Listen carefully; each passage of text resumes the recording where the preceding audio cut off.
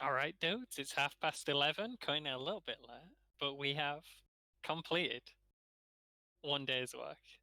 We've actually done slightly more than a day's work. We are 1,915 words into National Novel Writing Month, and I'm excited.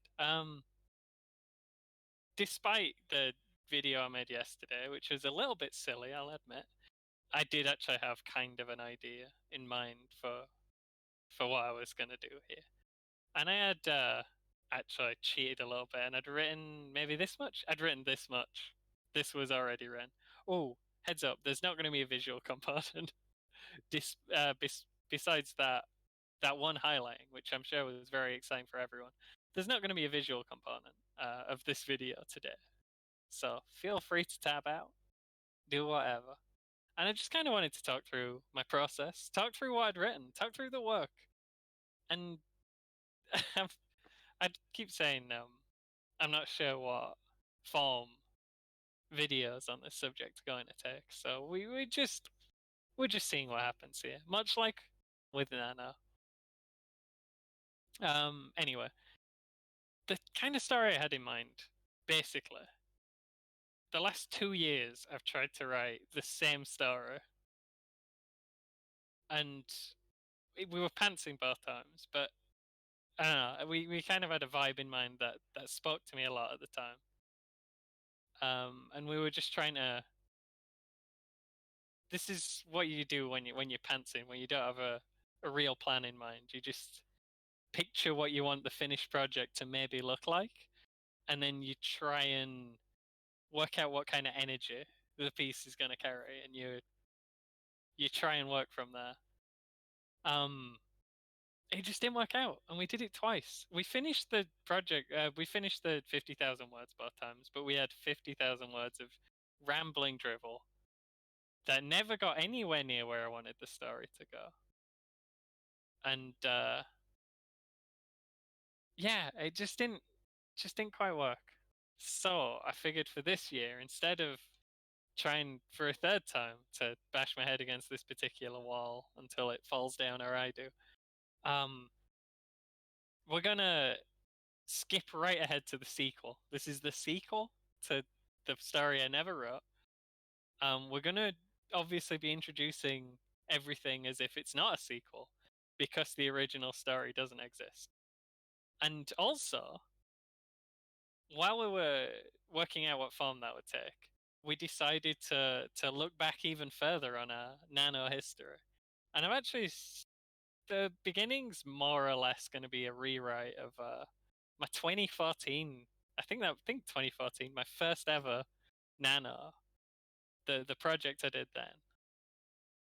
We're kind of we're stealing a lot of the characters and a lot of the general situation. I had a different kind of writing style then. It was very abstract and dreamlike, and we're going to try and fill in some of the details in ways that make everything even more strange. We're very we write weird stuff here. That's what we do. The story's going to be a very dark comedy, possibly horror. Well, horror elements, horror comedy. That's fine. I basically, I don't know. You know what? We're just going to read through it. I do this anyway. I like to read through it, and any bits that I have trouble reading when I'm reading back through my own words, I have trouble working out what it means. That means we need to change that. There's a problem there. I don't normally post it on the internet after I do that, but you know. And this will be the first time anything I've ever written seriously, as in not for a joke to troll someone, um, has ever come out on the internet for potential viewers to potentially stumble upon. So be very nice in the comments if you are going to leave a comment. Uh, and this is the initial part. This is the first sentence that I'd written before the start of National Novel Writing Month. Slightly cheating. But it just gave me a couple of days to ruminate on the kind of vibe I was looking at.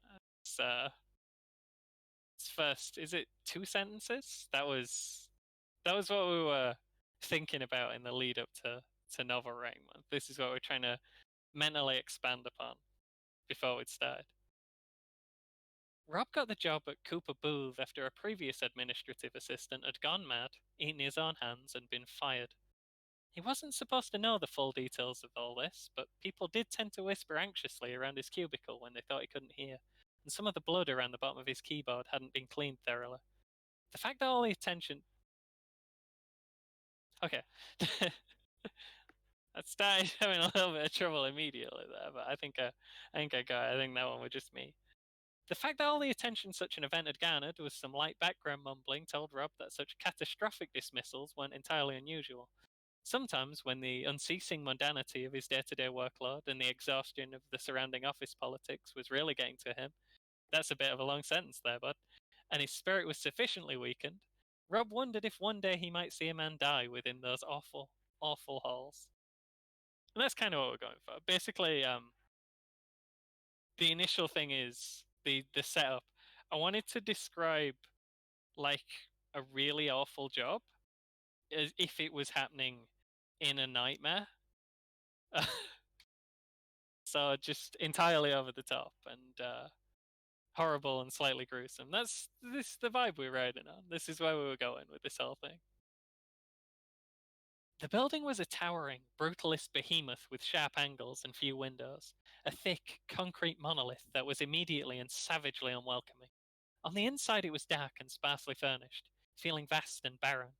Tall, dead and dying plants marked the way to a bank of 4 lifts, around half of which tended to be functional. This too was a theme. Everything in the building 2 tendeds in a row there. Everything in the building tended to be broken or breaking. Lights flickered, computers froze, keyboards missed inputs, and printers made odd sounds or coughed out random gouts of ink across important documents. And the keyboards missed inputs there is a thing that's constantly on my mind because my keyboard is half broken. It is dying before my very eyes, and it makes it very hard to write 50,000 words in a month. But we're gonna power through. I am gonna be stopping and pointing out any errors I've made because that means when I go back through later, I'll be able to tell which bits need changing. When I listen to this back later, I'll be able to tell what bits need changing. So sorry about that if it's ruining your audio experience. We are here. The top few floors were reserved entirely for the faceless higher ups, and what went on up there was so far above his pay grade that just thinking about it gave Rob a sharp pain in the back of his neck. That's a bit cheesy, but whatever. The bottom few floors were occupied by some of the more miserable government branches, and that only left the middle. Oh, okay, yeah, that sounded like it didn't have. Yeah, that sounded like it didn't flow well because I stopped in the middle, possibly. Hang on. What went on there was so far above his pay grade that just thinking about it gave Rob a sharp pain in the back of his neck. The bottom few floors were occupied by some of the more miserable government branches, and that only left the middle.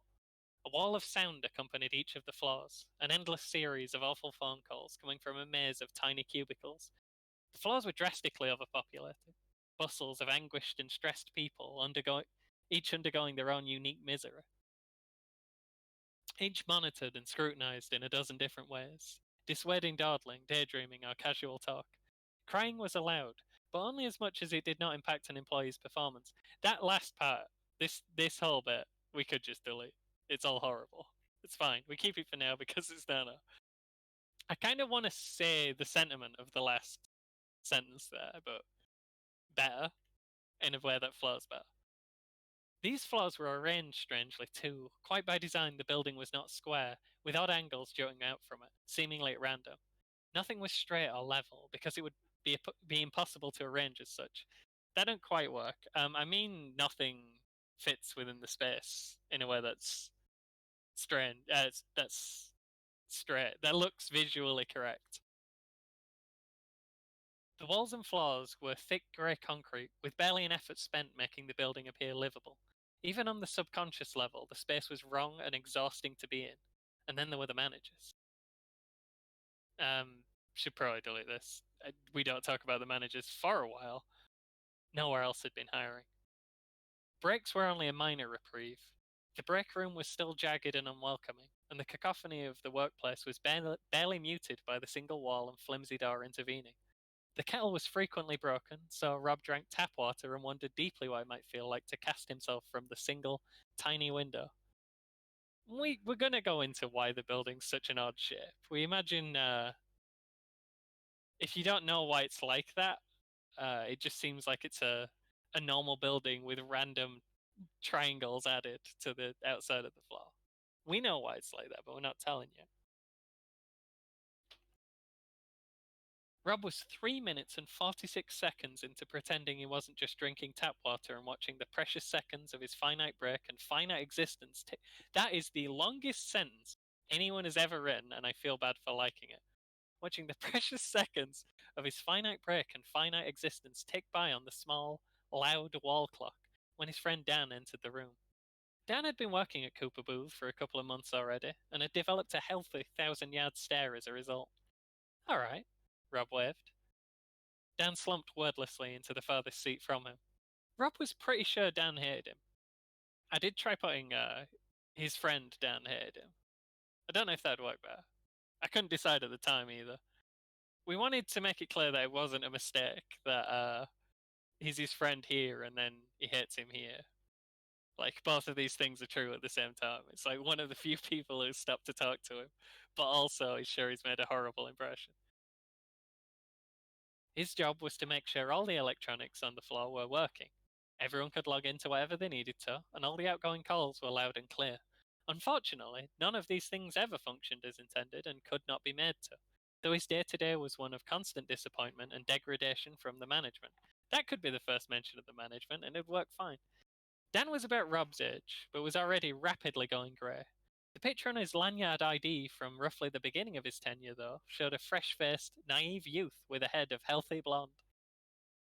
Adam came in next, a thin, squinty man who'd begun muttering to himself unsettlingly since joining Cooper Booth. He stopped, startled, in the doorway. If ever there were 3 other people in the break room before you, you had to get back to work. Lucky for him, we were one short. I wanted to say something. Oh yeah, um, I got Rob went to the break room and that was fine and everything was going great and we were like 600 words in, and I couldn't work out what to do, so I just had other people come in. The original story had like a long bit where Rob just wandered around the office and met a bunch of people, so we thought we'd bring a few of those characters to him again, but we'd make him more, you know, just turn the levels up a little bit, dial it up. Give him the 1,000-yard stare and the going grey 2 months into the job. All right, Adam.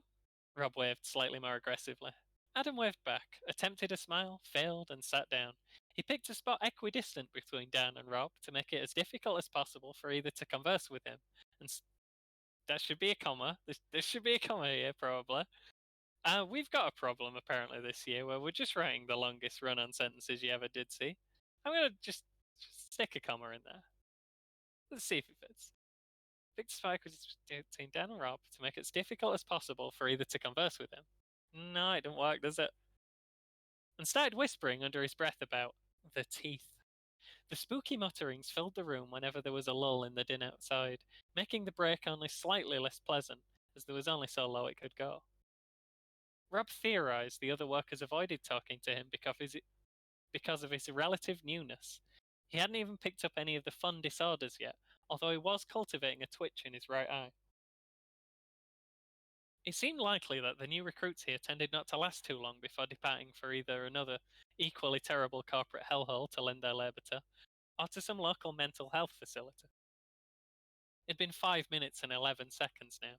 The ticking of the clock told out every single second deafeningly. I don't like that we've written second twice in such quick succession. You could feel each one in your soul.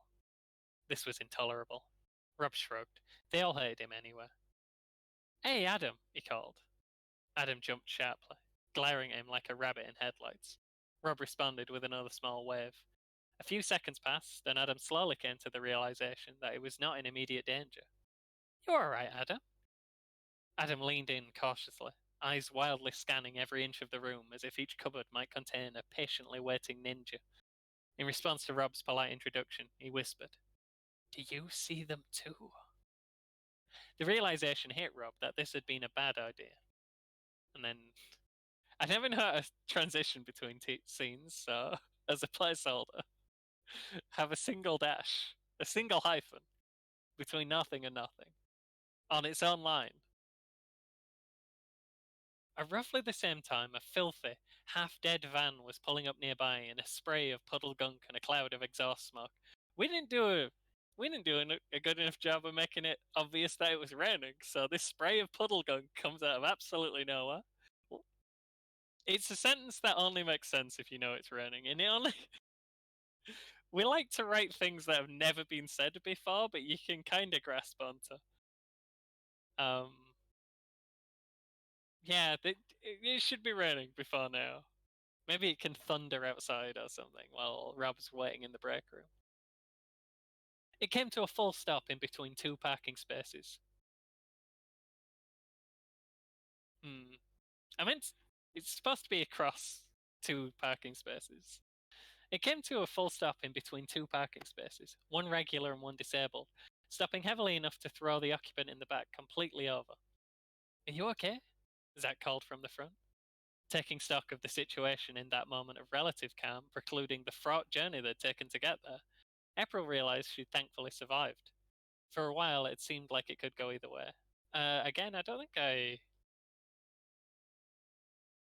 had a lot of bits about Zach being a bad driver that I deleted because they were terrible. And it turns out without any of those, this seems like a really odd statement. We're learning. It's fine. "I'm driving on the way back," was April's response. She got to her feet. That's weird. I'm driving on the way back," was April's response. She got to her feet, hunched over in the back of the vehicle. For reasons that were beyond her, Zach seemed appalled. You've got he mimed, pressing his hand to his face. April did the same with her own hand, confused. It came back crimson. "I'm 70% sure that's sauce. Give me a sec." On thorough inspection, her guess had been right. One of the pizzas had not survived the journey. Relieved, Zach told her to put that one to the bottom of the stack and follow him before leaping energetically out of the van and onto the street. Rolling her eyes, April followed him. Zachary Morgan. I like. I wanted a weird spelling for this. Um, this character was initially called Ryan. It was initially Ryan Reeling. We're going to steal his second name and give that to Rob. But it meant that there were two characters who were the only two main characters. And both the names started with the same letter. And it didn't, I don't know, didn't work for me. I didn't like it, so we changed his name. We did this on short order, so we've got a strange spelling of Zachary and then Morgan, a very boring second name. We called him this because we were thinking of Deadly Premonition at the time. Zachary Morgan was a frail, gangly fellow with thick glasses and big hair. He tended to dress very loudly and extravagantly, although obviously on that day he was wearing an attempted pizza boy uniform he'd made from bits he'd found in charity shops. He was fully 10 years senior to the average worker of the profession, but carried himself with an infectious confidence that was often enough to overwhelm the part of someone's brain that tells them when they're being bullshitted. That's a little bit long. There's a lot of big words in there. We gotta use less of the long words. He was without a doubt one of the strangest people April had ever met. But who was she to talk? If we used less of the big words, we could use two small words in place of some of these, and then we'd get a higher word count, and we'd finish Nano even easier. "You've got the plan down, right? Tell me the plan." He was walking so quickly, April was barely able to keep up without breaking into a jog. And talking so quickly, she wasn't sure if he was. That comma works there, right? Even though there's an and. He was walking so quickly, April was barely able to keep up without breaking into a jog. And talking so quickly, she wasn't sure if he was about to have some kind of aneurysm. I carry the pizzas and you do everything. It wasn't the most complicated plan she'd ever heard. She'd kind of gotten it. Excellent, Zach claimed. Excellent, excellent. You know, I think this is actually going to work. April, that would work better as gonna. We're leaving it as going too, because it's 2 words instead of 1 words. It always feels horrible to realize something works better as less words and then to go back and change it when you're in Nano. There's some advice from me. If you realize that, log that information away, maybe write it down. Don't delete the words. Even if it's just like 1 or 2 words, it feels awful. April was still on the fence. She kept this to herself and focused on balancing the tall stack of pizzas she was working with, as per her job description. The streets were very likely trafficked on account of the plague. The plague could be the coronavirus. It could just be a weird thing that we bring up and then never mention again. Hey, don't worry about it. It's just the plague. Everyone knows about the plague. Largely a ghost town, save for the occasional visible vehicle and the constant background hum of nearby traffic. They'd packed a little beyond the business district, but things didn't change much as they approached. Rounding the corner to their destination, the presence of the Booth Cooper building was felt before it was ever seen. I couldn't. Obviously, it's Booth Cooper is now a company and a building. We'll sort that out in post. We couldn't decide, so we just made the snap decision to use the same name for both. Right now, it's the company and the building. They're renting out the bit that's operated by the government. A tangible aura of unease surrounded the monolith, which was tall enough to cast the whole street in shadow and cause chilling, unpredictable gales around its base. It was extremely apparent that this was the right place. I didn't want to describe the building again, but I did want to show that these people had a different perspective on it. So we've got a quick bit. Also, in the city I live in, some of the buildings are so tall that they cause like the street around them to become a wind tunnel, and it's horrible. I'm not sure if that happens in a lot of places, but it does here. So that's a real thing. Zack stopped, rocking back and forth on his heels, visibly psyching himself up. Just follow my lead, you got that? He asked backwards over his shoulder. I'm just carrying the pizzas, April responded. We've kind of got April as the group that we're building here is we've barely developed anyone. Rob's gonna have to do more stuff in the future. He's basically just sat there in the break room, and been a bit northern. Zach, we're going for it kind of instigates a lot of the problems the group runs into. He's ostensibly the smart one. He's the one with prior knowledge about what's happening, but he's also kind of useless. He kind of I don't know. He's the one with prior knowledge, but also he's a bit useless. No one here is good at what they're doing. They're just the only people who are in the situation. Was the idea.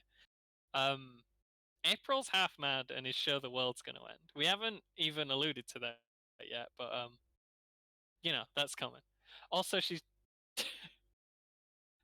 is the part I never got to the last one, and it bothers me so much.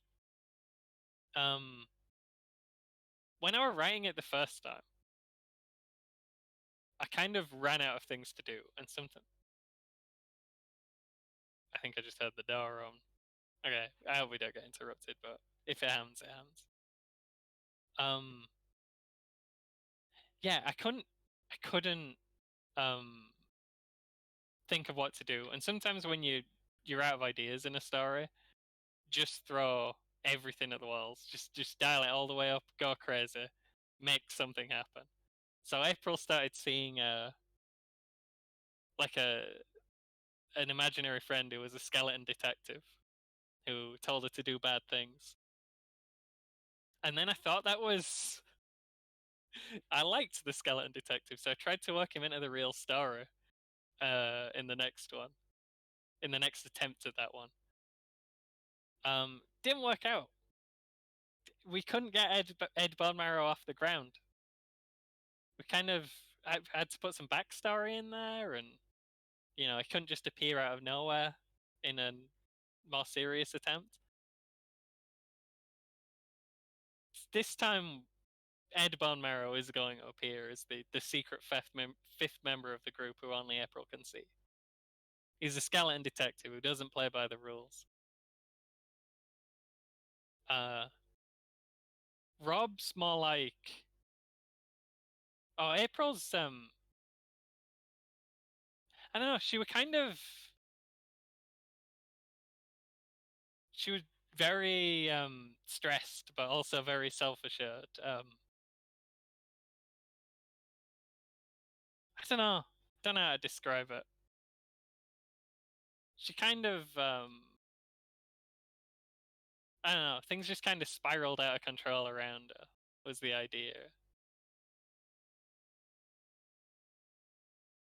Rob is... we'll work on... I'm going to write down a description for some of the characters, maybe. Maybe we can eat into the words with that. That's allowed, that's not cheating. We'll think about it. Yeah, I'm not sure I got Zach right either when I was... Yeah, anyway, Rob is... he's kind of... Let's just move on. We're bad at explaining things. This will become obvious as we continue to read the nonsense I ran. Breaks were strictly 15 minutes. If you were away from the computer for any longer than that, a manager was remotely notified about its monitoring software.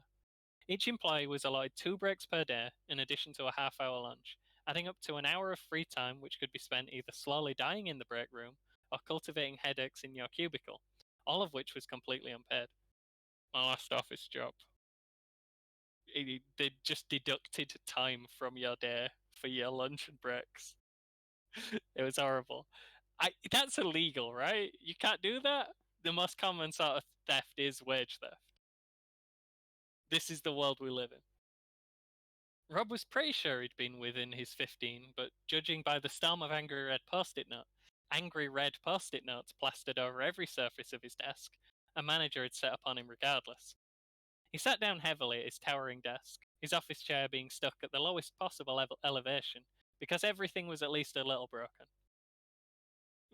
It's a bit long of a diversion to go back to, and considered the small cactus he kept at the corner of his desk. More accurately, what kind of internal damage he might be able to do to himself if he swallowed it whole. I didn't want to...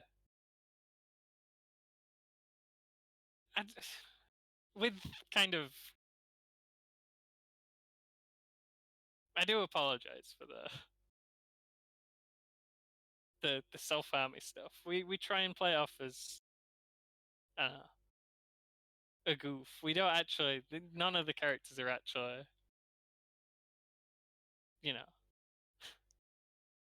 We're not... I don't know, maybe it's tasteless. Maybe we should revisit this. The one about eating the cactus can probably stay. The one about throwing himself out the window earlier, maybe not. And maybe we tone down the bit about eating the cactus. I don't know, it does end with, if he swallowed it whole. Just trying to down an entire cactus. I think that's funny. We're keeping that one for now. Well, we're keeping all of them for now, but we'll look back after the month's over. The computer monitor, resting several inches above Rob's head, now had a message adhered to its exact geometric center. This is chaos. G. G stood for Gary. Gary either had a huge problem with Rob, or he had the staggering loathing for all of the employees equally. Rob had never been entirely able to glean which, as anyone who talked to him was normally focusing all of their energy on not telling him about the man who'd eaten his own hands and been fired in the hospital via text, and who couldn't even respond to the text because his hands had been eaten. By him.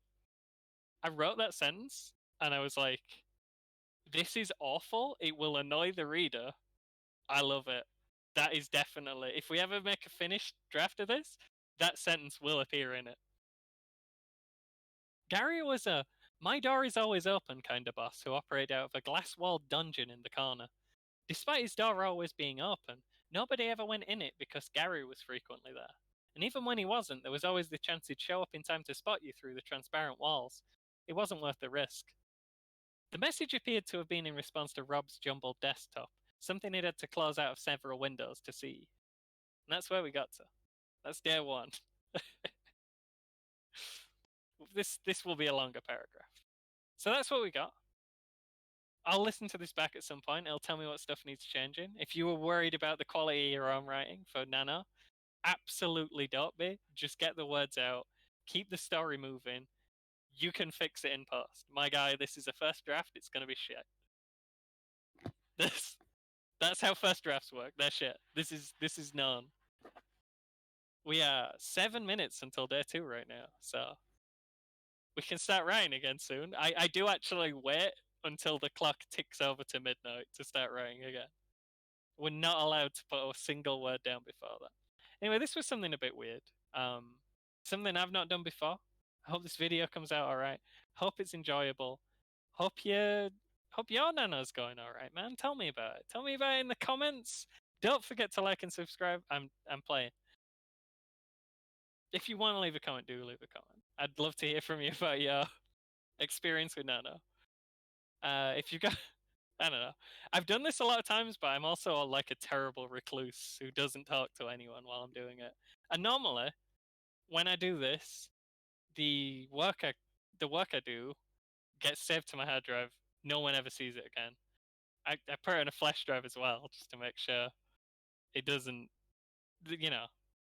the computer goblins don't eat or whatever I think's going to happen. I'm old. I don't know how computers work. I'm sure it's something to do with goblins. Yeah, I'll try and work out who the characters are in a way that can be explained to humans. And see you next time, I think. See you then.